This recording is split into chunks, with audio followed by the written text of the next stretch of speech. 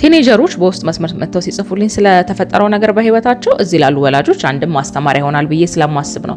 በዛ ላይ ታሪኮችን ይዘሽ ነው እንጂ መፍትሄ የሚባል ነገር እስቲ ይሄ ነው ብለሽ የምትመክሪኝ ነገር ካለ ብላችሁ ሁልጊዜ ጠይቁኛላችሁና ለእናንተ ለወላጆችም ለተማሪም ለባለትዳሮችም መፍትሄ የሚሆን አንድ ጥሩ የቴራፒና የኮቺንግ ሴሽን ይዤላችሁ መጥቻለሁ። ስለዚህ አሁን ክረምት ነው፣ ብዙ ጊዜ ልጆች ቤት ውስጥ ነው የሚያሳልፉትና የልጆቻችሁን ባህሪ ማወቅ ከፈለጋችሁ ከ15 ዓመት ጀምሮ ደግሞ ከሆናችሁ ልጆቼ ይሄን ነገር እንዲወስዱልኝ እንዲማሩልኝ ፈልጋለሁ፣ በዚህ ባህሪ እንዲስተካከሉልኝ ፈልጋለሁ፣ እኔም ስለ ልጆቼ ይሄን ነገር መረዳት ፈልጋለሁ። ባለትዳርም ደግሞ ከሆናችሁ ትዳራችሁ ላይ እንዲስተካከል የምትፈልጉት ቴራፒ ወይም ደግሞ የኮቺንግ ሴሽን ካለ በውስጥ መስመር ጻፉልኝ። ይሄው መፍትሄ ባላችሁት መሰረት ይዤላችሁ መጥቻለሁ። ሁልጊዜ የሚሆን ስለ ትራማዶል ነው የምናወራው። ስለዚህ አንድ ታሪክ ነው ይዤላችሁ የመጣሁት። ስቶሪ ታይም። ይህንን ታሪክ አሁን ኮሌጅ ተማሪ ነኝ አለች እና ይህን ታሪክ ቢያንስ ወላጆች ትምህርት ይሆናል ብዬ አስቤ ነው እና ምን ተፈጠረ አለች መሰላችሁ። ሶርት ክፍል እያለሁኝ ትራማዶል የምትጠቀም አንድ ጓደኛ ነበረችኝ። ብዙ ጊዜ ትራማዶል ምንድነው ትሉኛላችሁ። ትራማዶል የህመም ማስታገሻ ሆኖ በተደጋጋሚ ስትወስዱ አዲክትድ ትሆኑበታላችሁ እና በቃ አይ ቲንክ እሱን ከወሰዳችሁ እንዲህ ማለት ትችላላችሁ ታር ነው የምትሉት። አይ ቲንክ በጣም አክቲቭ ያደርጋችኋል እና ብዙ ጊዜ ጓደኞቿ ታይ ምናምን ነገር ይሏታል። ኢቨን ሄር ቦይፍሬንድ እና ያው ግን ቤተሰብ ኖቲስ አያደርገውም። ኦብቪየስሊ ይሄን ነገር ኖቲስ አያደርገውም እና ይሄንም ኖቲስ እንድታደርጉ ነውና ያው ለውጥ ምናምን ነገር አላት። አሁን ትምህርት ቤት ሆና ወደ ቤት ልትሄድ ስትል ትራማዶሉን ከወሰደች ነቃ ስለምትል ከክላስ እንደወጣች ቤት ትገባለች። ቤት ውስጥ ደግሞ የምሰራቸውን ስራዎች በጣም አክቲቭሊ ነው የምሰራው። ምግብ ስትሰራ፣ እቃ ስታጥብ፣ እንዴት ነው ቡና ብቻ የቤት ውስጥ ስራዎች አሉ አይደለ? ስትሰራ በጣም አክቲቭ ናት። በጣም እንትናት ትንቀሳቀሳለች ስራ ላይ ነው። እናትየው ያው አክቲቭ ሆና መንቀሳቀሷን መስራቷን እሷን ሰፖርት ማድረጓን ነው እንጂ ከጀርባ ያለውን ነገር አታውቅም እናትየው እውነቱን ለመናገርና ይሄንንም ኖቲስ እንድታደርጉ ነው። በቃ ያሁን ፋሚሊ አለች ስራ ከተሰራለት ምናምን በቃ ዝም ነው የሚለው። ልጄ ጨዋናት ምንም አታውቅም ብሎ ነው የሚያስበውና I would love if you make a video with this እና I love your content keep it up ይላል። thank you እና ኖትስ አድርጉ። ልጆቻችሁ ላይ የምታዩት ለውጦች ካሉ የኢነርጂ ለውጦች ካሉ የባህሪ ለውጦች ካሉ ምናምን ነገር በደንብ ኖትስ እንድታደርጉ ነው። እና እቺ ልጅ ያንን ከወሰደች በኋላ ቤት ውስጥ በጣም ከፍተኛ እንቅስቃሴ ስለምታደርግ ቤተሰቦቿን ሰፖርት ስለምታደርግ በቃ ይሄ ኖርማል ነገር ነው ተብሎ ነው የሚታሰበው። ግን behind the scene ይሄንን ስለምትጠቀምም ጭምር ነው እንደዚህ አይነት ነገር የምታደርገውና አሁንም ቢሆን በጣም ብዙ ነገሮች ይደረጋሉ። ጓደኞች ብቻ የሚያውቁት ወላጅ የማያውቃቸው በጣም ብዙ ነገሮች አሉና ይሄን ኖትስ እንድታደርጉ ነው። መግቢያ ላይ ነገርኳችሁ። እንደሞ አገልግሎት ማግኘት ከፈለጋችሁ በውስጥ መስመር ጻፉልኝ። ቴንክ ዩ። ጓደኛዬ በጣም ቆንጆና ቀጭን ረጅም ናት።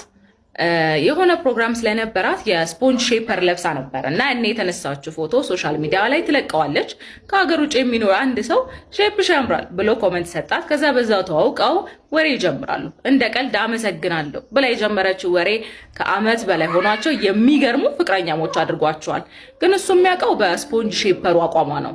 ቪዲዮ ላይ ስታወራም አድርጋው ነው እና ተፋቅረዋል። እንደሚመጣና ሽማግሌ እንደሚልክም ነገራት።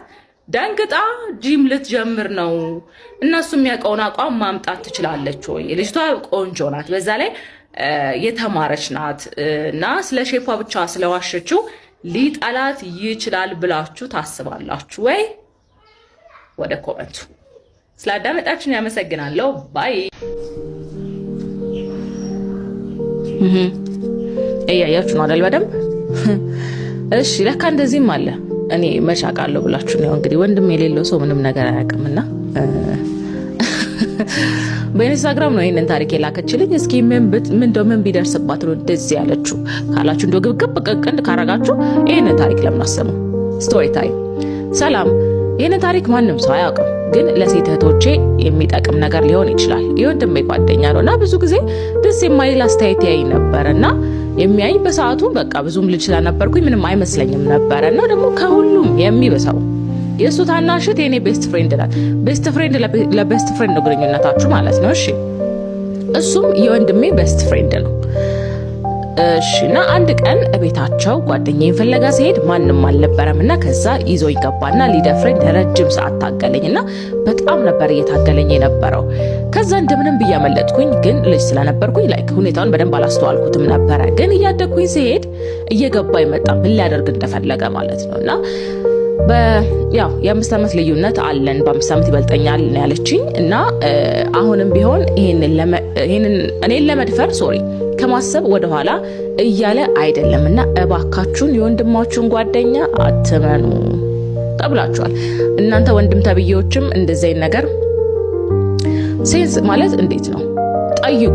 ጠይቁ ሳይሆን ዝም ብላችሁ ጓደኞች መጠርጠር ሳይሆን እናንተ በድፍረት ተናገሩ። ባይዘወይ እህቶችም እኔ እኮ ጓደኛ እንደዚህ ነው፣ ጓደኛ እኮ እንደዚህ ነው ምናምን ነገር ብላችሁ እንትን ብትሉ እንግዲህ ወንድማችሁ ከጓደኛውና ከናንተ የሚበልጠውን ነገር ያውቃል ብዬ አስባለሁ። ስለዚህ በደንብ ነገር ለማስተዋል ሞክሩ። እየተባለ ያለው ነገር ትንሽ ከበድ ያለ ነው። ስለዚህ እንደሰማችሁት ነው። ቴንክ ዩ። ይሄ ሰውዬ ሚስት ነው ቤቢ ማማ ነው እየፈለገ ያለው። አረ እንደው የኔስ ታሪክ ይለያል ብላኛለች የዛሬው ባለ ታሪኬ። ምን ገጥሟት ነው? ስቶሪ ታይም። እንደው የኔስ ታሪክ ይለያል። ከሰው ሁሉ ወስዶ ብቻዬን ያስቀረኝ። የተዋወቅነው የዛሬ 3 ዓመት ገደማ ነው። ውጪ ነበር የሚኖረው። እኔ ዛኔ 24 ዓመቴ የዩኒቨርሲቲ የ4ኛ ዓመት ተማሪ ነበርኩኝና እዛ ያለ ለአንድ ዓመታት ካወራን በኋላ ወደ ኢትዮጵያ መጣ። እዚህ ደግሞ በፍቅር 1 ዓመት ቆየንና ለመጋባት ወሰነን። በጣም መልካም ሰው ነበረ፣ ትሁት ሰው ነበረ። ሰው ሁሉ ታድለሽ የሚለኝ አይነት ሴት ነበርኩኝ። ትምህርቴን ጨርሼ ስለነበረ ተጋባንና አብረን መኖር ጀመረን። እኔ ስራ ነበረኝ። እጓጓ የነበረውን ህይወት ከምወደው ሰው ጋራ ጀመርኩኝ ብዬ በጣም ደስ አለኝ። ከዛ አረገዝኩኝ። ማርገዜን ሲሰማ ጸባዩ ተቀየረ። የማላውቀው ሰው ሆነ፣ በቃ ሌላ ሰው ማለት ነውና እኔ ያሰብኩት ወንድ ልጅ ሚስቱ ስታረግዝ ጸባዩ ስለሚቀየር ነው። ጸባያችሁ ይቀየራል? ዛሬ ገና ስሰማ እሺ። ነገር ግን እየባሰ መጣ። ከዛ ነገሩ እኔ እርግዝናዬ ጥሩ ስላልነበረ መድኃኒቶች ወስድ ስለነበርና መድኃኒት መግዣም ፕሪናታል እንኳን መግዣ አይሰጠኝም ነበር። እናቴንም የቅርብ ጓደኞቼንም እየጠየኩኝ ብቻ አለፍኩኝ። 8 ወራት ሲሞላኝ ስራ መስራት አልቻልኩም። ከህመሙ ጋር መንቀሳቀስ አልቻልኩምና ፍቃድ ወሰድኩኝና ቤት ተቀመጥኩኝ። እሱ ግን ከቤት አባረረኝ። ኢየሱስ ክርስቶስ ማለት ነው። ከናንተ ሁሉ ያነበብኩ ያለው ይሄንን ነገር ይሄንን እናቴ ብቻ ናት የምታውቀው። ሰው ሁሉ ጥሩ ህይወት ውስጥ መግባቴን ስለሆነ ነው የሚያስበው። ፈራው ችግሬን መናገር። ከዛም ወለድኩኝና እናቴ ጋራ ለመታረስ ሄድኩኝ። ተናግሬ ከሷ ጋራ 1 ወር እስኪሞላኝ ተቀመጥኩኝና ሽማግሌ ልኮ ገባው እና አሁን ከገባው 4 ወር ሞላኝ። ግን ይደበድበኛል፣ ይሳደባል። መሄጃ እንደሌለኝና ምንም እንደማላመጣ ነው የሚነግረኝ። ተመልሼ ስራ መስራት አልቻልኩም። ቀድሜ ስለወጣው ልጄ 2 ወር ሲሆናት ነበረ መጀመሪያ የነበረብኝና ስራዬንም አቆምኩ። አሁን ስራ የለኝም። አገባው። የእናቴ ጸሎት ደረሰ። መወደውን ሰው አገባው ስለ ሌላ ችግር ውስጥ ነው። አሁን ደግሞ ስሰማ ከኔ በፊት ሌላ ሴት አስወልዶ እንደነበርና አሁንም እያወራች ያለ ሴት እንዳለች እንደሆነ በኢየሱስ ክርስቶስ ይሄ ሰውዬ ሚስት ነው ቤቢ ማማ ነው እየፈለገ ያለው። ዋው ማይ ጉድነስ። እዚህ መቼም ቻይልድ ሰፖርት ቁራጥ እንደመጣበት ሀገር እንዲጎሮሮ ሲጥም ያደርግ ነገር ህግ ስለሌለ ነው። ምናልባት የሆነ ያለ የተወሰኑ ሺህ ብሮች ነው የምትቆርጠው ተብሎ ነው ገና ለገና። አንተን እግዚአብሔር በመቀጣጫው መንገድ ይቅጣ። እግዚአብሔር እንደው ምንድነው የምትመክሯት? እኔ በኢየሱስ